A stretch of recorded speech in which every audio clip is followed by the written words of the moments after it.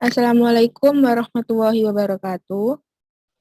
Waalaikumsalam warahmatullahi wabarakatuh.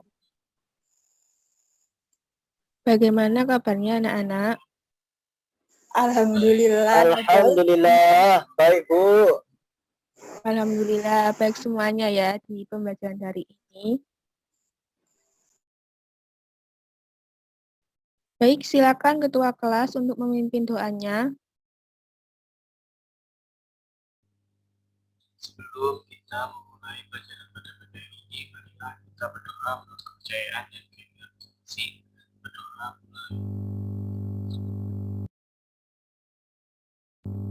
selesai. Alhamdulillah sudah berdoa, semoga kalian semua diberi kelancaran dalam memahami pembelajaran hari ini. Baik, Ibu akan presensi kalian semua ya anak-anak. Bisa untuk on cam terlebih dahulu.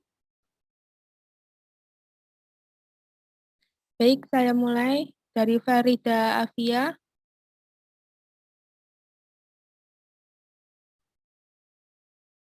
Lailatul Istima.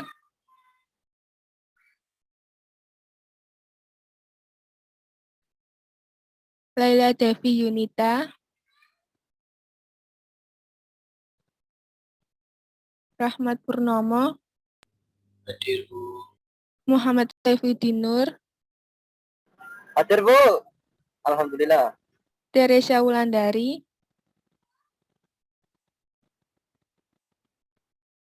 Yang terakhir Wiwi Purwaningsi. Hadir Bu.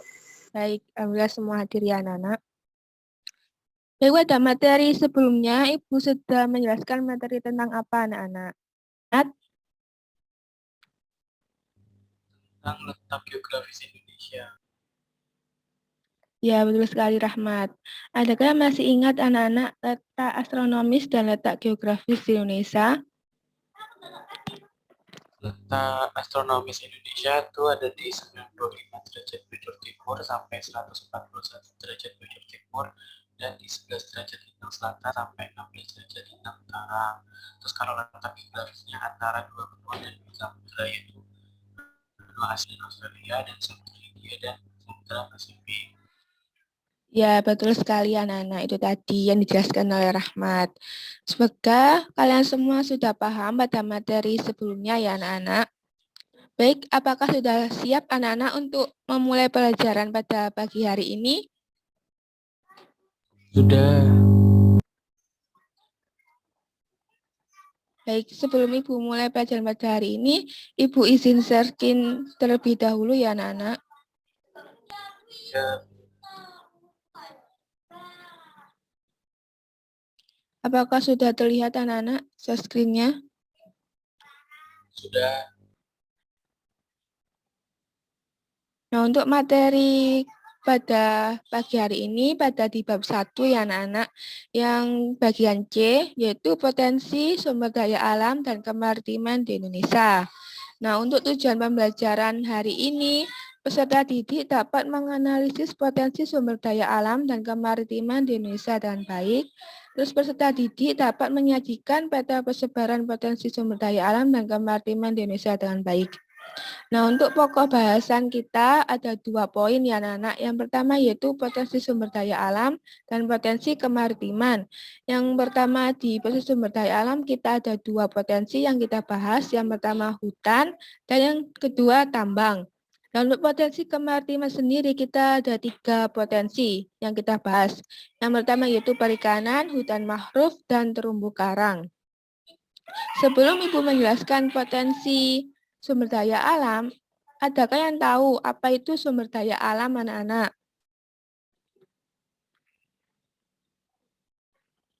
Saya menjawab, sumber daya alam itu adalah berbagai hal dari alam yang bisa dimanfaatkan untuk kita, bisa dimanfaatkan untuk kebutuhan manusia. Ya, betul sekali.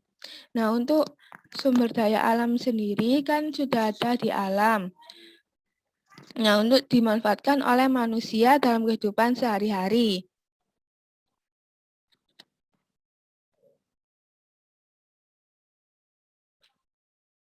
Nah, Ibu akan membahas tentang yang pertama, yaitu potensi hutan di Indonesia. Nah, potensi hutan Indonesia sendiri memiliki potensi mencapai 99,6 juta hektar di luas wilayah Indonesia. Nah, luas hutan tersebar di Indonesia yaitu ada di Papua, Kalimantan, Sulawesi, dan Sumatera. Di Pulau Jawa sendiri, luas hutan telah mengalami penurunan anak-anak yang terjadi alih fungsi untuk pertanian dan pemukiman penduduk. Nah, sering kita jumpai di Pulau Jawa saat ini kan banyak sekali. Seluruh aktivitas yang ada di Indonesia semua terpusat di Pulau Jawa ya anak-anak. Sehingga hutan yang di Indonesia itu sering terjadi atau sering mengalami penurunan. Nah, ini ada macam-macam pohon yang ada di Indonesia. Yang pertama ini ada pohon jati yang ada di Pulau Jawa. Terus yang kedua ini ada pohon cendana yang ada di Nusa Tenggara Timur. Terus ini ada gambar pohon meranti yang sering kita jumpai di Kalimantan, Sulawesi, dan Papua. Dan yang terakhir ini ada kayu rotan anak-anak. Sering kita jumpai di Sumatera dan Kalimantan. Yang kayu rotan ini sering dimanfaatkan untuk bangunan seperti kursi atau lain sebagainya anak-anak. Nah, setelah itu ada manfaat dan peran hutan. Nah, manfaat dan peran hutan ini dibagi menjadi 3 bagian. Yang pertama untuk manusia. Nah, manfaat hutan untuk manusia sendiri sebagai paru-paru dunia, kebutuhan sehari-hari, kebutuhan pangan, dan mata pencaharian.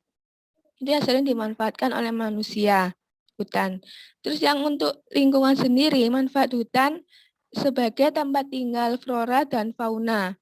Nah, di hutan sendiri banyak sekali flora dan fauna yang sering kita jumpai, berbagai macam jenisnya. Terus yang kedua yaitu sumber air dan udara bersih.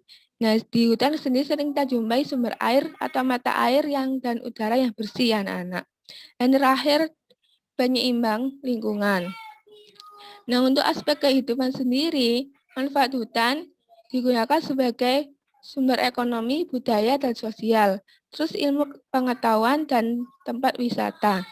Nah, di tempat wisata sendiri, hutan sering kita jumpai di berbagai dunia, berbagai daerah di Indonesia dimanfaatkan sebagai tempat wisata yang kekinian ya anak-anak. Nah, kita masuki potensi tambang di Indonesia. Apakah lihat anak-anak gambar yang Ibu paparkan di PPT ini? Nah, banyak sekali potensi tambang di Indonesia. Dari Pulau Sumatera hingga ke Pulau Papua. Banyak sekali sumber potensi tambang di Indonesia yang tersebar. Nah, Ibu sini akan membahas 4 potensi sumber daya alam tambang di Indonesia. Yang pertama yaitu minyak bumi dan gas alam. Nah, minyak bumi dan gas alam ini termasuk pertambangan yang utama yang sering digunakan pada industri, transportasi, maupun rumah tangga. Nah, persebaran minyak bumi dan gas alam ini sering ditemukan di Pulau Sumatera ya anak-anak. Seperti ini gambarnya, penambangan minyak bumi. Dan yang kedua yaitu batu bara. Nah, batu bara ini sering dimanfaatkan untuk energi listrik. Nah, dalam persebaran batu bara ini sering ditemukan di Pulau Kalimantan. Banyak sekali penambangan batu bara di Pulau Kalimantan ya anak-anak. Terus yang ketiga, bauksit. Nah, bauksit sendiri ini sering dimanfaatkan untuk pembuatan aluminium dan bisa untuk logam maupun keramik ya anak-anak. Gambarnya bauksit seperti ini. Ada orange gitu. Terus penambangan ini sering ditemukan di Kepulauan Riau dan Kalimantan Barat ya anak-anak. Terus yang keempat yaitu pasir besi. Nah, pasir besi ini sering dimanfaatkan pada industri semen dan logam besi. Nah, persebaran penambangan ini sering ditemukan di daerah Cilacap dan Sumatera ya anak-anak. Seperti ini gambarnya anak-anak. Terus yang terakhir, penambangan terakhir yaitu emas. Bahan tambang emas ini sering dimanfaatkan sebagai pembuatan perhiasan dan investasi. Nah, sering kita jumpai emas ini sering digunakan oleh para wanita yang ibu-ibu kalian pakai maupun adik saudara perempuan kalian ya anak-anak. Terus bahan tambang ini tuh yang terbesar yaitu ada di Pulau Papua, yaitu PT Freeport Tbk ya anak-anak.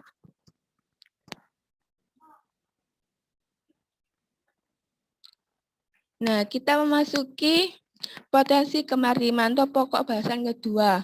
Dari pokok bahasan yang pertama tadi, adakah yang ditanyakan anak-anak? Ataukah sudah jelas anak-anak? Insya Allah sudah, Bu. Sudah jelas. Baik, Ibu lanjut ya anak-anak. Untuk pokok bahasan kedua, kita akan membahas potensi kemaritiman. Yang pertama yaitu potensi perikanan di Indonesia. Nah, laut di Indonesia memiliki angka potensi lestari yang besar yaitu 6, juta ton per tahun. Nah, kita bisa melihat wilayah Indonesia itu kan lebih luas wilayah perairannya daripada wilayah daratan. Sehingga potensi yang dihasilkan dari wilayah lautan ini bisa mencapai yang lebih banyak daripada di daratan ya anak-anak. Nah, di Indonesia bagian barat sendiri rata-rata kedalaman laut yaitu 75 meter dan jenis ikan yang paling banyak ditemukan yaitu pelagis kecil ya anak-anak. Terus yang di bagian timur dengan rata-rata kedalaman laut mencapai 4.000 meter. Nah, banyak sekali ditemukan ikan pelagis besar seperti cakalang dan tuna. Nah, banyak sekali di sini ya gambarnya anak-anak. Nah, potensi kemaritiman yang kedua yaitu hutan mangrove di Indonesia. Nah, hutan mangrove atau sering kita kenal yaitu hutan bakau, termasuk tipe hutan yang berada di daerah pasang surut air laut. Nah, luas hutan mangrove sendiri mencapai sekitar 3 juta hektar yang tersebar di sepanjang 95.000 km pesisir di Indonesia. Nah, hutan mangrove ini sering kita jumpai di daerah pesisir ya anak-anak. Nah, fungsi hutan mangrove sendiri terdapat 5 fungsi ya anak-anak. Nah, fungsi yang pertama yaitu fungsi fisik. Nah, fungsi fisik sendiri untuk melindungi pantai dari abrasi. Akar-akar hutan mangrove ini itu dapat menghalau anak-anak dari terjadinya abrasi pantai. Terus yang fungsi kedua yaitu fungsi kimia, menghasilkan oksigen dan menyerap karbon dioksida. Manfaatnya ini hutan mangrove itu seperti pohon-pohon pada umumnya ya anak-anak. Terus yang untuk fungsi biologi, tempat tinggal flora dan fauna yang ada di laut.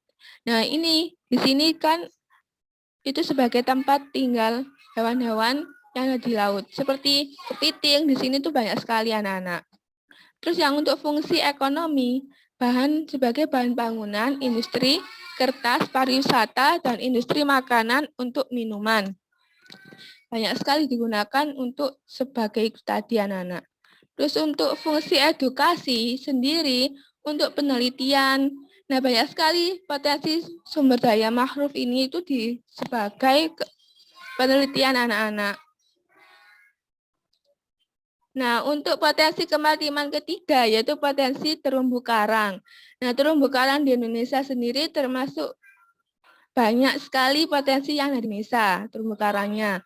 Yang sering kita jumpai di daerah NTT ya anak-anak. Banyak sekali di sana terumbu karang yang baik.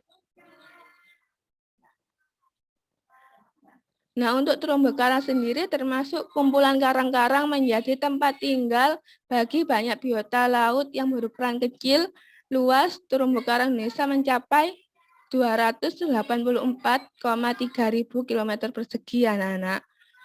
Nah, untuk jenis-jenis di terumbu karang sendiri terdapat jenis ikan 2.500, terus 2.500 jenis moluska, dan 1.500 jenis udang-udangan, dan banyak sekali jenis karang sekitar 590.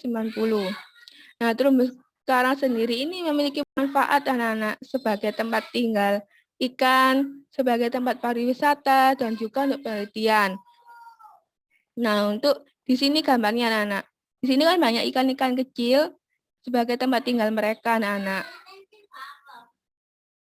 Nah, baik anak-anak, itu tadi yang Ibu jelaskan. Adakah yang bertanya mengenai pembelajaran pada pagi hari ini? Saya ingin bertanya, Bu. Iya, silakan Saifuddin. Ya Bu, terima kasih atas kesempatannya. Jadi begini Bu, kan minyak bumi itu kan bahan dasarnya apa itu yang digunakan untuk bensin toh Bu ya. Nah, di Eropa itu sudah apa itu bensin itu dialih fungsikan dengan tenaga listrik Bu. Jadi semua kendaraan itu menggunakan listrik. Nah, kenapa di Indonesia itu masih belum menggunakan tenaga listrik tersebut Bu? Padahal kan listrik kan banyak di Indonesia Bu. Jadi begitu Bu. Terima kasih. Baik, sama-sama. Adakah yang bisa memberikan pendapat terkait pertanyaan Saifuddin itu tadi? Saya Bu, Iya, silakan Rahmat. kan tadi dibilang kalau di Eropa sudah ada listrik dan minyak bumi sudah digantikan dengan teknologi listrik. Mungkin di Indonesia ke depannya juga mengikuti seperti di Eropa ya, karena kan di Indonesia juga sekarang sudah banyak dibangun pabrik mobil listrik dan pabrik baterai listrik di Indonesia. Apa minyak bumi sekarang kan cadangan di dunia kan juga semakin menipis, makanya kita negara di dunia yang lain juga beralih ke energi terbarukan seperti energi listrik.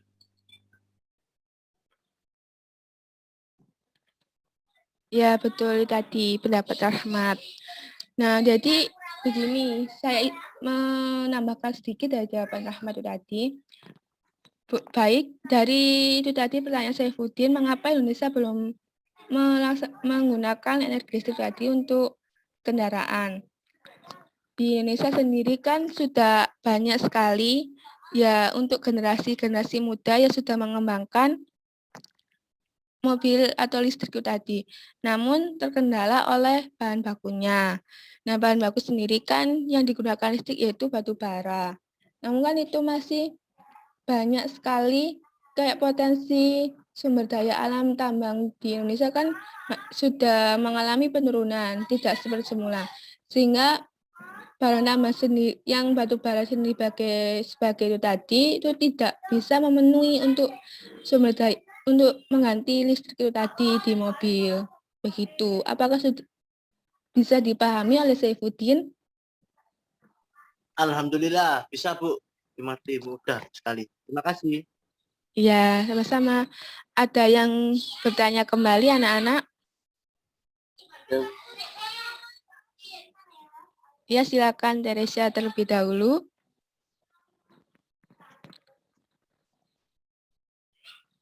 Mohon maaf, Teresa, suaranya tidak terdengar.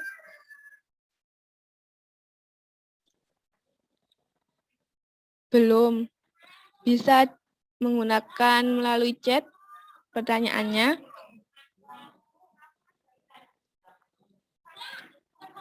Baik, sambil menunggu Teresa menulis pertanyaannya lewat chat, adakah yang lain untuk bertanya?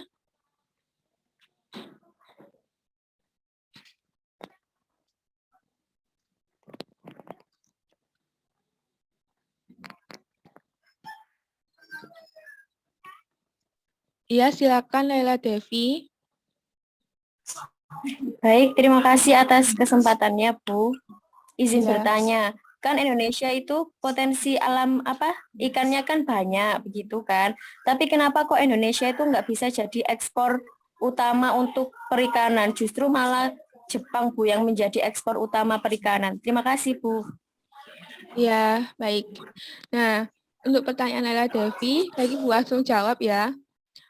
Mengapa Indonesia belum bisa menjadi untuk mengekspor perikanan ya? Hasil perikanan sendiri kan sudah melimpah.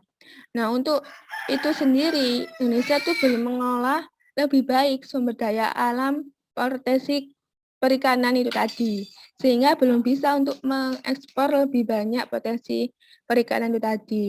Nah, banyak sekali sering kita jumpai banyak kapal-kapal yang melintas di Indonesia itu mengambil perikanan di Indonesia itu tadi. Terus juga pemerintah belum mengedukasi atau mengolah lebih baik masyarakatnya untuk lebih memanfaatkan potensi perikanan itu tadi agar lebih bisa untuk diekspor ke negara lain. Seperti itu. Bisa dipahami Laila Devi? Iya, Bu. Terima kasih. Ya, sama-sama. Baik, ini ada pertanyaan dari Teresia. Ibu bacakan ya, anak-anak. Bahan tambang Indonesia kan jumlahnya terbatas. Lalu bagaimana cara menanggulangi pemanfaatan SDA tambang secara terus-menerus? Nah, baik. Untuk pertanyaan Teresa ini, Ibu langsung jawab ya, anak-anak. Cara untuk menanggulangi pemanfaatan SDA tambang secara terus-menerus yaitu kita harus lebih memberikan pelatihan atau memberikan edukasi kepada masyarakat bahwa dalam menggunakan SDA tambang itu secara terus-menerus dapat menurunkan SDA itu tadi. Terus SDA itu tadi kan bisa kita berikan edukasi bahwa bisa menggantikan sumber daya tambang yang digunakan itu tadi dengan sumber daya alam yang lainnya. Seperti kita ketahui ya, untuk gas alam sendiri itu bisa digantikan oleh pupuk kompos atau dari kotoran hewan. Nah, itu kan bisa digantikan melalui itu. Nah, kita kan sebagai manusia harus lebih inovasi dalam memanfaatkan potensi sumber daya alam yang Indonesia agar semua potensi itu tadi bisa dimanfaatkan oleh generasi-generasi selanjutnya. Seperti itu, Teresia. Apa bisa dipahami? Ya, baik. Adakah yang ditanyakan anak-anak? Tidak, Bu. Baik, jika tidak ada Tidak, Bu. ya, jika ada ditanyakan, Ibu ada sebuah cuplikan video. Sebentar, Ibu share screen terlebih dahulu.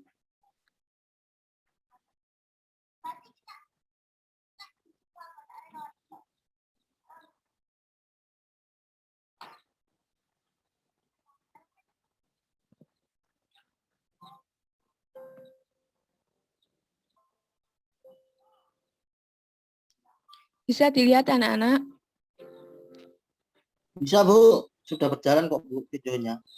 Sudah.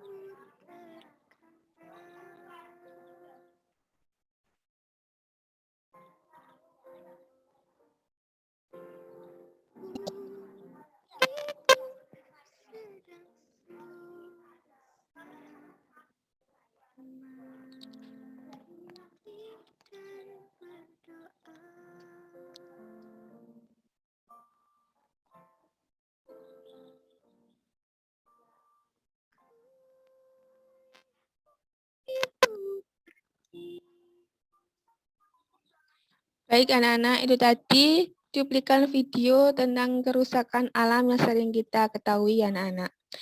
Ibu izin bertanya ya kepada kalian semua, adakah yang bisa memberikan pendapat dari cuplikan video tadi untuk agar manusia tidak merusak alam terlebih parah lagi anak-anak?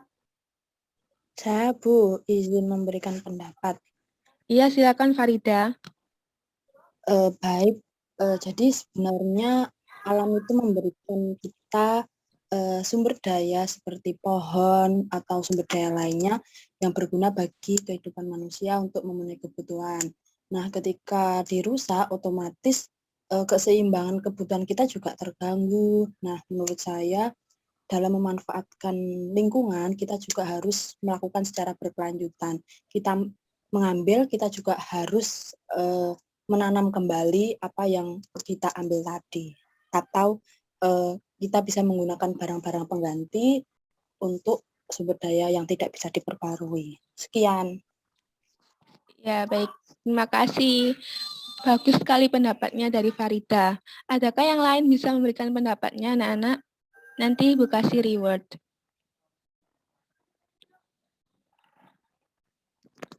Baik, jika tidak ada, apakah dari itu tadi bisa kalian pahami anak-anak pembelajaran yang Ibu sampaikan pada pelajaran hari ini? Bisa, Bu. Insya Allah bisa, Bu. Baik, karena sudah paham semua nih terkait pembelajaran hari ini, Ibu akan tutup pembelajaran pada pagi hari ini. Sebelum Ibu tutup pelajaran pada pagi hari ini, adakah yang bisa memberikan kesimpulan untuk pembelajaran pada pagi hari ini?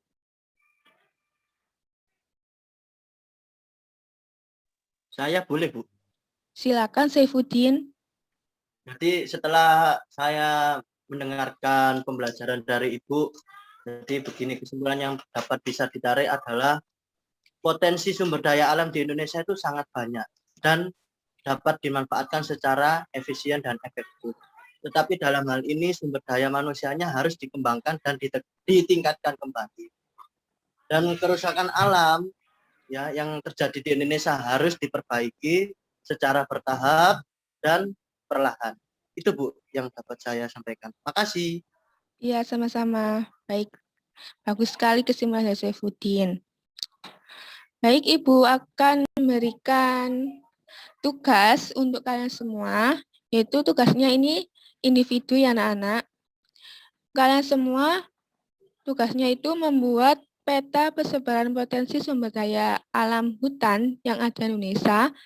Bisa kalian gambar melalui kertas HVS, nanti dikirim melalui Google Classroom, yang nanti Ibu kirim kode kelasnya melalui WA group.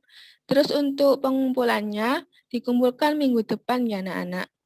Pada pembelajaran Ibu selanjutnya, adakah yang ditanyakan terkait tugasnya anak-anak?